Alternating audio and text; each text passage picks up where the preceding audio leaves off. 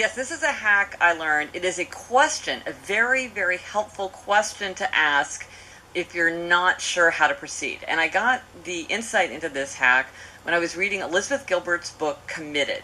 Now, Elizabeth Gilbert has written several well-known books, like The Signature of All Things and Big Magic, and she's best known for Eat, Pray, Love.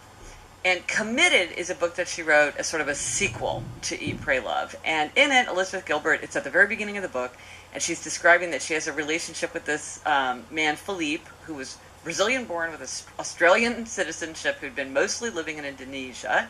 But then he ends up moving in with her in Philadelphia. But because of his visa restrictions, he stays for 3 months, then he leaves, and then he comes back.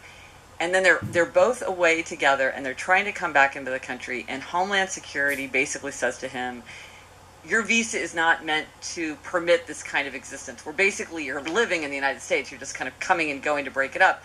That's not going to fly. That's not what this visa is for. So the official is explaining the situation to her and Philippe, and they're losing their minds trying to figure it out. And Elizabeth Gilbert asked a question that you thought was so wise, and you try to remember to use, and now I also try to remember to use it.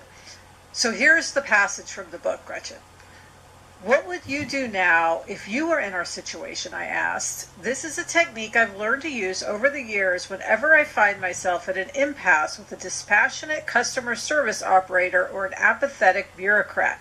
Phrasing the sentence in such a manner invites the person who has all the power to pause for a moment and put themselves in the shoes of the person who is powerless. So the great thing is Elizabeth Gilbert asked this, and the Homeland Security officer told them to get married. That's what he would have done. Yeah, and that's sort of the solution to their immediate problem that he suggests. And the fact is, this is a brilliant question. I don't always remember to use it when I should, but whenever I remember to use it, it's super, super helpful. And I think, like she says, it invites the person to have empathy for you, but I think it also makes them think in a bigger way, because they're like, well, I'm not just going to feed you the official line. I'm going to say, well, if I had to deal with this, what would I do? And they probably know a lot more about the situation and might have things to do that aren't the official answer that wouldn't have occurred to you, but that's actually very helpful to you. Well, and everybody likes to be an expert.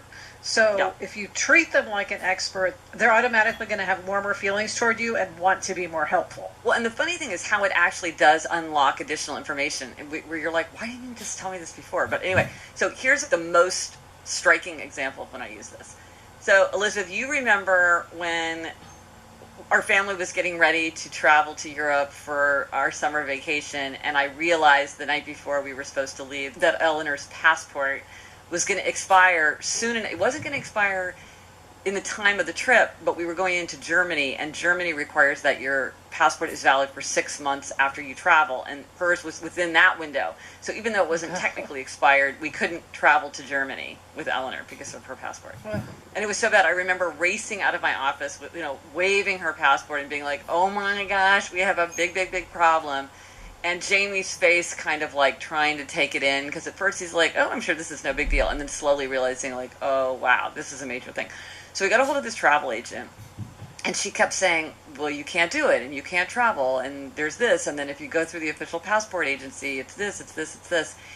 And finally I remembered this question from Elizabeth Gilbert, and I said, well, what would you do if you were us? She thought, on the phone, she thought for a minute. She's like, well, if you're in New York City, there is this place downtown where, like, they will do same-day turnaround of a passport. It's an official passport agency, and they'll give it to you, like, if you go first thing in the morning, they'll give it to you by lunchtime. And I was like, was that not the lead?